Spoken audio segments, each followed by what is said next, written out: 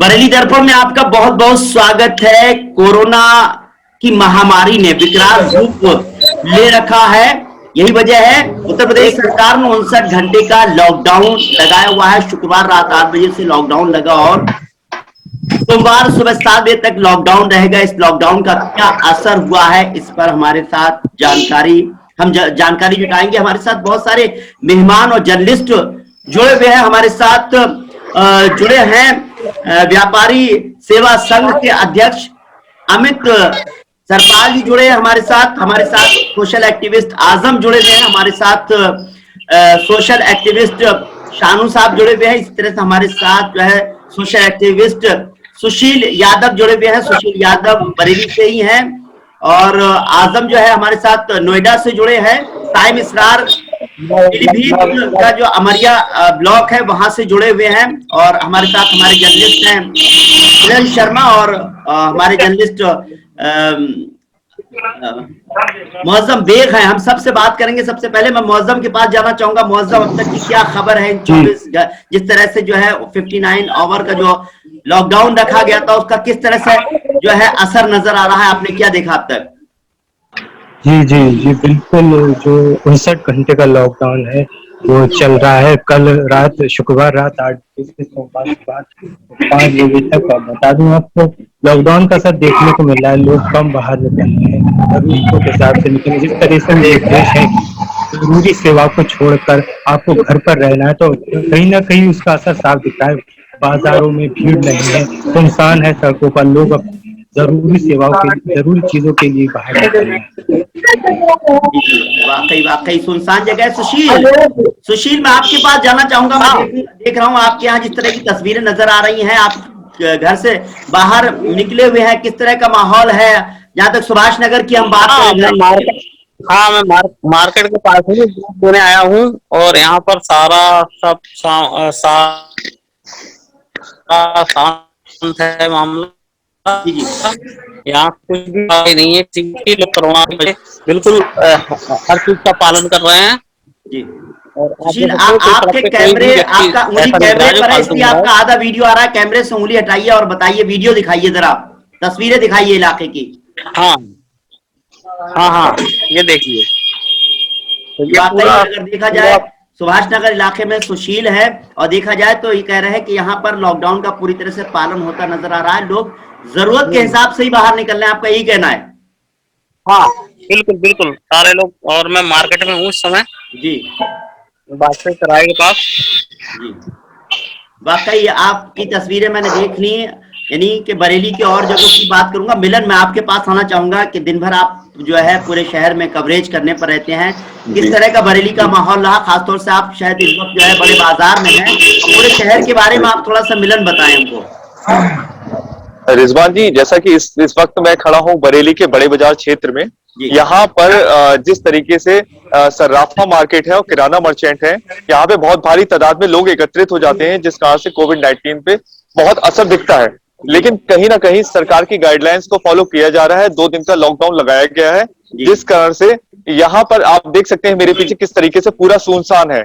और जो भी यहाँ पर सब शॉप्स बंद हैं और जो भी यहाँ पर जा रहा है वो मास्क लगाकर जा रहा है। जरूरतमंद यानी कि जो जरूरी काम है उनको निपटाने जा रहा है। जैसे कि हॉस्पिटल में कोई मरीज है तो उसको देखने जा रहा है या अपने घर का सामान लेने जा रहा है। रिजवान जी तो क्या लग रहा है इस लॉकडाउन से? अधिकारी लोग क्या कह रहे हैं कि कुछ ना कुछ फायदा होने वाला है? खासतौर से बरेली में जिस तरह से लगातार कोविड के मरीजों की तादाद बढ़ रही थी और अस्पतालों में भी परेशानी आ रही थी, इससे 59 घंटे से लगता है सुकून मिलेगा बरेली के लोगों को? यस रिजवान जी, जैसा कि हॉस्पिटल्स में इस टाइम भारी तादाद में लोग डेथ हो रही हैं क्योंकि ऑक्सीजन की कहीं ना कहीं कमी आ रही है।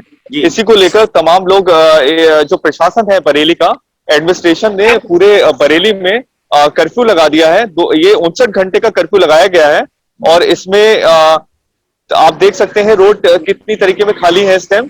और जो 59 घंटे में कर्फ्यू लगा है इसमें जो कोविड-19 के मरीज हैं वो कहीं ना कहीं कम पॉजिटिव आ रहे हैं। जी जी जी रिजवान जी। जी, वाकई वाकई अभी तो 59 घंटे होने में मंडे तक का वक्त है, लेकिन उम्मीद ये जाहिर की जा रही है कि हालात बेहतर होंगे। जिस तरह से यूपी गवर्नमेंट ने इनिशिएटिव लिया और 2 दिन का लॉकडाउन लगाया, वाकई बहुत बड़ी बात है। खासतौर से अगर देखा जाए कि व्यापारियों ने भी इसमें एक अहम रोल अदा किया है। हमारे साथ अमित सतपाल जी हैं, मैं उनसे जरूर बात करूंगा, क्योंकि मैं और लोगों से बात करूं कि बहुत अहम रोल अदा किया है व्यापारी संघ ने। जिस तरह से हालात हैं, मार्केट बंद किया और अपनी तरफ से इनिशिएटिव लिया था, मैं उनसे जरूर इस पर बात करना चाहूंगा। लेकिन उससे पहले मैं आजम के पास जाऊंगा। नोएडा में आजम है। आजम, किस तरह के हालात रहे उत्तर प्रदेश की बात करें, हम एनसीआर की अगर हम बात करें तो? शुक्रिया रिजवान साहब। मैं नोएडा के बारे में बता दूं कि नोएडा दिल्ली से सटा हुआ शहर है। जी और जैसा कि आप लोग सब जानते हैं कि दिल्ली के अंदर इस वक्त बहुत पैनिक सिचुएशन है हॉस्पिटल्स की। और आपने देखा ही है कि मीडिया दिखा रहा है बराबर कि किस तरह से वहां पे ऑक्सीजन की किल्लत है। तो इसीलिए नोएडा का प्रशासन भी पूरी तरह सतर्क है, सारे बॉर्डर सील किए हुए हैं। मैं आज कुछ जरूरी काम से निकला था बाहर, लेकिन मैंने देखा कि सड़कें सुनसान है, यहाँ पे लॉकडाउन का पूरा पालन हो रहा है। इवन है और वो सब गाड़ियां रोक करके चेक कर रहे हैं कि आप बाहर क्यों निकले हैं। अगर कोई बिना वजह बाहर निकला है तो उनका चालान भी कट रहा है। तो नोएडा के अंदर काफी सख्ती है, मैं देख पा रहा हूँ यहाँ पे, क्योंकि मैं कल ही बरेली से आया तो बॉर्डर गाजियाबाद नोएडा का बॉर्डर जो था पूरी तरह से बंद किया हुआ था। तो क्योंकि मैं दिल्ली गवर्नमेंट का एम्प्लॉय हूँ तो इस वजह से मुझे आई कार्ड दिखा करके उन्होंने वहां से जाने दिया। बाकी और लोगों को वहाँ पे जो भी बिना वजह यहाँ से निकल रहे हैं उनके लिए खासी प्रॉब्लम है। तो सिचुएशन बहुत पैनिक है। नोएडा के अंदर भी अस्पताल भरे हुए हैं और ऑक्सीजन की कहीं ना कहीं आप देख रहे हैं पूरे देश में प्रॉब्लम है। आजम, देखा जाए तो जिस जगह आप रहते हैं नोएडा, खासतौर से सोसाइटीज है वहां पर, नोएडा, ग्रेट नोएडा, गाजियाबाद में, तो इस तरह से क्या आम जिंदगी पर लोगों की कुछ असर पड़ रहा है इस लॉकडाउन के होने से?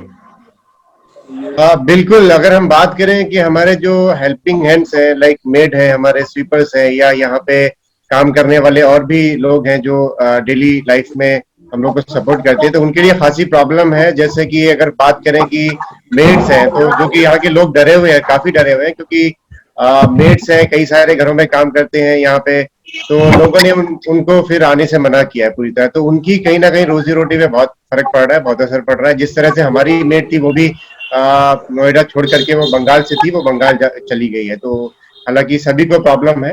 देखिए, हाँ वाकई अगर प्रॉब्लम है, लेकिन प्रॉब्लम का सोल्यूशन तभी है जब हम कोविड से लड़ने के लिए जिस तरह की गाइडलाइंस और जो चीजें हैं उनको हम कहीं ना कहीं निभाएंगे। परेशानी तो होती ही है, शहर हो या गांव हो। साइम इसरार इस वक्त हमारे साथ जुड़े हुए हैं। अमरिया जो ब्लॉक है वहां डिस्ट्रिक्ट पीलीभीत में पड़ता है, वहां पर है साइम। गांव के की अगर हम बात करें, गांव में किस तरह का माहौल है, किस तरह का माहौल देखने को मिल रहा है आपको? इस वक्त रिजवान भाई, इस वक्त मैं जो हूँ, मैं अपने गांव में हूँ और पिछले लगभग 4-5 दिन से मैं छुट्टियों पर हूँ और अपने गांव के ही लोगों के बीच में हूँ। तो लॉकडाउन का किस तरह से यहाँ पालन किया जा रहा है, ये कुछ तस्वीरों के जरिए मैं अपनी छत से आपको दिखाने की कोशिश कर रहा हूँ। जी जी। कि लोगों का आवागमन जो है वो रोडों पर जारी है। जिस तरह से दूसरी तरफ आप देख सकते हैं कि सोशल डिस्टेंसिंग अगर कही जाए ग्रामीण,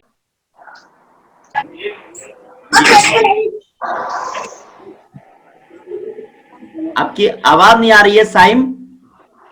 साइम, आपकी आवाज नहीं आ रही है साइम। हाँ, आपने क्या, आपको मेरी आवाज मिल पा रही है साइम? जी जी जी जी, आपने क्या कहा? सोशल डिस्टेंसिंग वहां मेंटेन हो रही है, क्या कह रहे हैं आप? सोशल डिस्टेंसिंग जो ग्रामीण क्षेत्रों में इस वक्त पंचायती चुनाव चल रहे हैं, उसको देखते हुए सोशल डिस्टेंसिंग का पालन नहीं हो पा रहा है। लोग यहाँ मास्क पहनना एक मतलब तरह से ग्रामीण क्षेत्रों में गुनाह मानते हैं। जब आप किसी ग्रामीण क्षेत्र के लोगों से बात करेंगे तो वो आपसे कहेंगे कि अगर हम मास्क लगाते हैं तो उन्हें सांस लेने में दिक्कत होती है। तो इस तरह की कई सारे जो मिथ हैं वो आपको ग्रामीण क्षेत्रों की जमीन पर उतरकर समझने में आएंगे। और सैनिटाइजर यूज करना यहाँ पर एक तरह से पाप माना जाता है, क्योंकि उसके अंदर अल्कोहल मिला होता है और इन लोगों का कहना है कि भाई वो हमारे हाथों को खराब कर देगा। तो ग्रामीण क्षेत्रों में अलग अलग तरीके से अलग अलग चीजों को लेकर मिथ हैं। कोरोना को लेकर कई सारे मिथ हैं कि ऐसा नहीं है और ये सब र्यूमर है, अमीरों की बीमारी है। तो बहुत सी चीजें हैं इसको लेकर।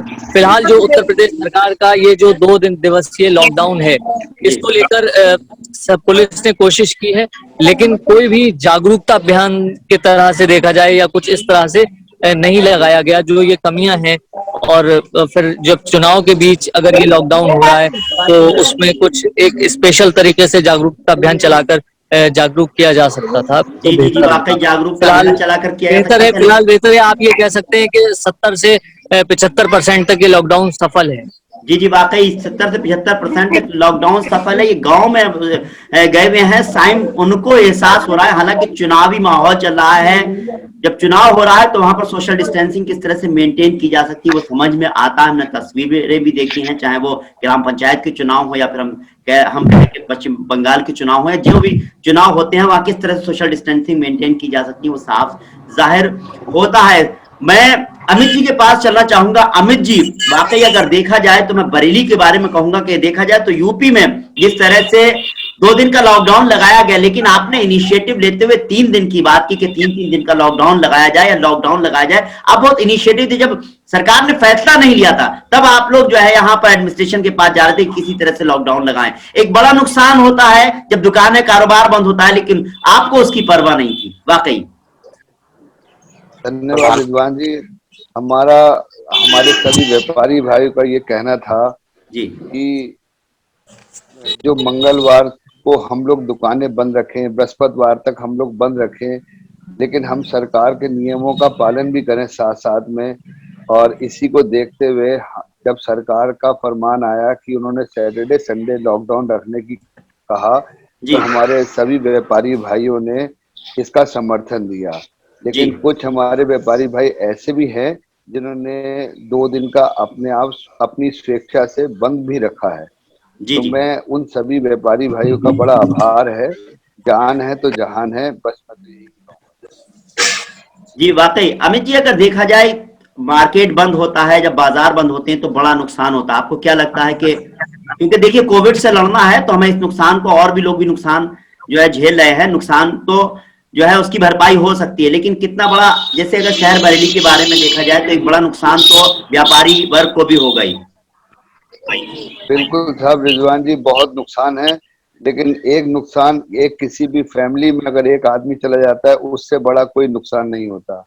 अतः मैं यही कहूंगा कि जो नुकसान है उसे तो हम लोग एक बार को आगे हम कमा सकते हैं। जी अगर हमारे किसी व्यापारी भाई या किसी की भी जान जाती है या कोई भी बीमार होता है, जी उसकी हम लोग पूरी तरह से हम उसे नहीं कर पाते हैं।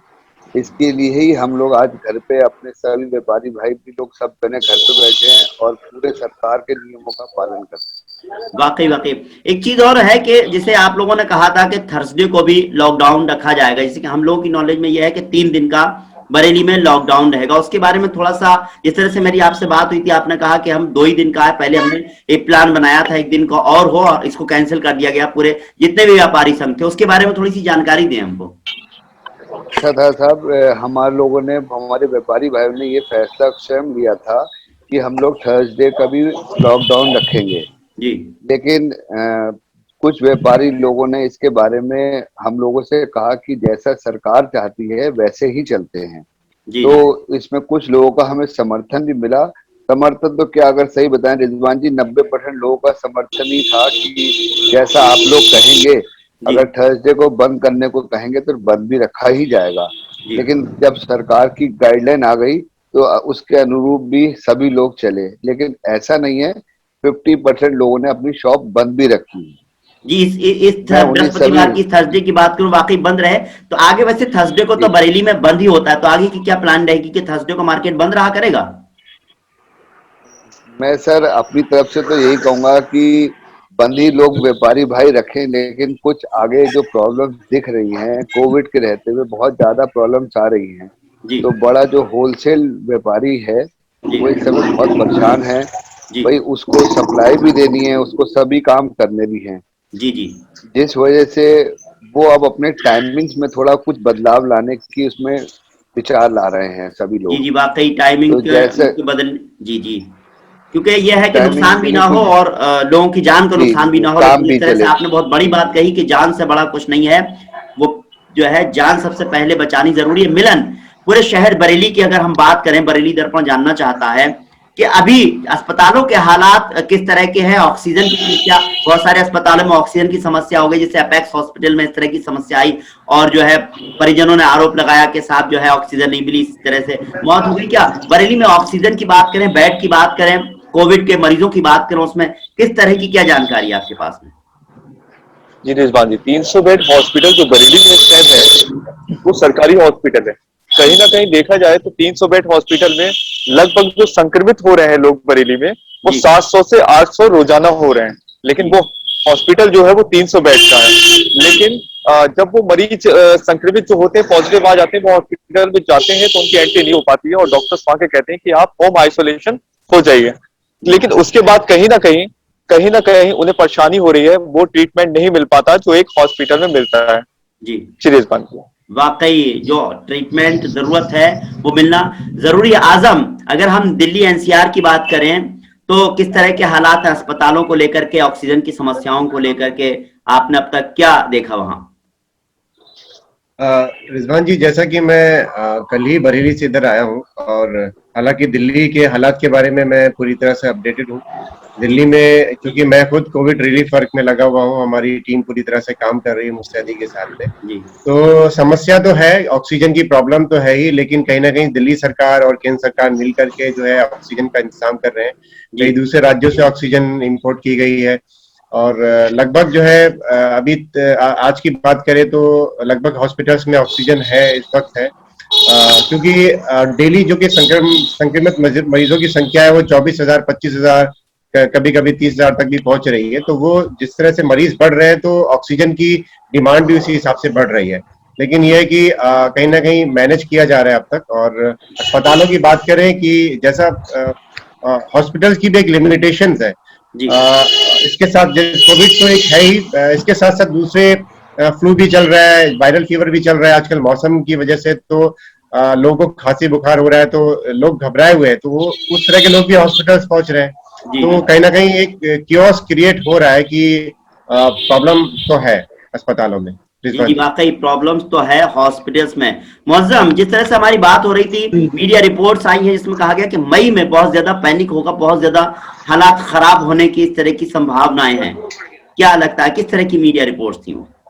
जी जी जी जी बिल्कुल, एक्सपर्ट ये मान रहे हैं कि कोरोना का पीक आना भी बाकी है। जिस तरीके से लगातार आंकड़े जो है बढ़ते जा रहे हैं, तो एक्सपर्ट का मानना है कि अभी भी कोरोना का पीक नहीं है। जी पीक जो है मई 15 मई या 20 मई के आसपास हम देख सकते हैं, एक्सपर्ट का मानना है। जी हालात और ज्यादा खराब होने की है। लेकिन जी, जिस तरह से लगता है मिलन, जो कोविड गाइडलाइंस का जिस तरह से पालन किया जा रहा है, खासतौर से हम यूपी की ही बात कर रहे हैं, ज्यादातर जगह पर अगर हमने यूपी में बहुत सारे रिपोर्टर्स से बात, क्योंकि हमारे पास समय कम था और स्पेस कम था, तो इसलिए हम सब लोगों को नहीं ले सके।